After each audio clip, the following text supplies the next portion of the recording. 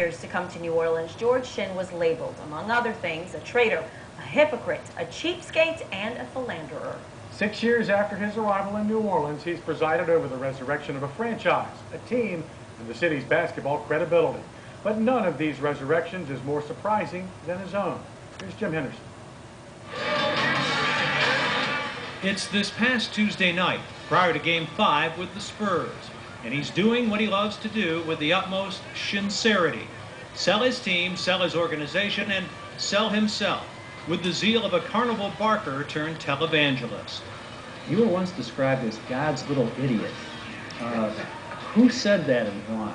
I'm probably the guy that said it because I've been so blessed, and that I barely graduated from high school. Matter of fact, I graduated last in my class, and so I was the guy most likely to not succeed. He grew up 25 miles from Charlotte and presided over a 14-year riches to rags demolition of his franchise and his personal popularity.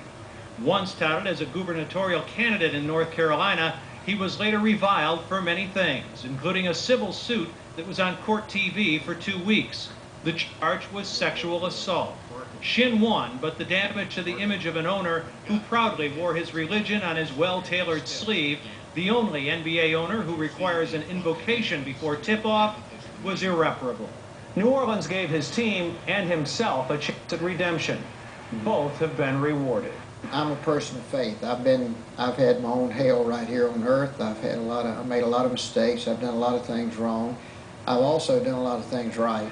Among his mistakes, he says, in Charlotte was covering up as the haymakers of his critics pummeled him. His instincts told him to counterpunch, to sell the goodness of his intentions. His attorneys told him to withdraw, to keep his mouth shut. That wasn't his style there, hasn't had to be here. When I came here, I made a promise to myself and my family that I'm going to do what I always did best, and I know how to communicate, I know how to reach out to this community, and I'm going to do everything I can to make this work. Helping him immensely has been a very good team of public-spirited players. Shinn has rediscovered his instincts for public relations that he lost in Charlotte. As evidence, inviting Saints owner Tom Benson to sit courtside with him in the Dallas series, anticipating what the reaction from some of the fans might be, reacting himself spontaneously when it occurred.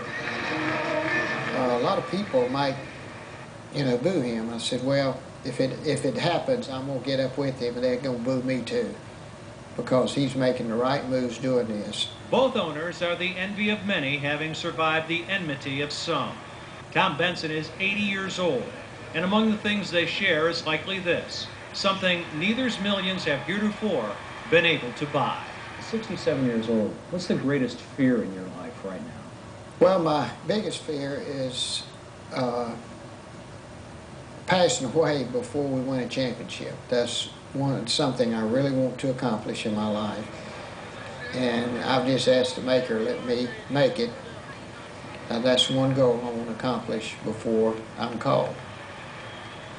Now, whether that answer is a truthful one or just simply the right one, it's certainly one his customers must delight in hearing.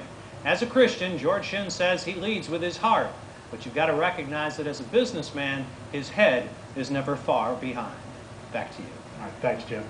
And do not forget, just right after Weather Wrinkle-Free Friday, incredible new technology for many women out there. You need to see this one. Unfortunately, Carl won't need technology tonight because there's nothing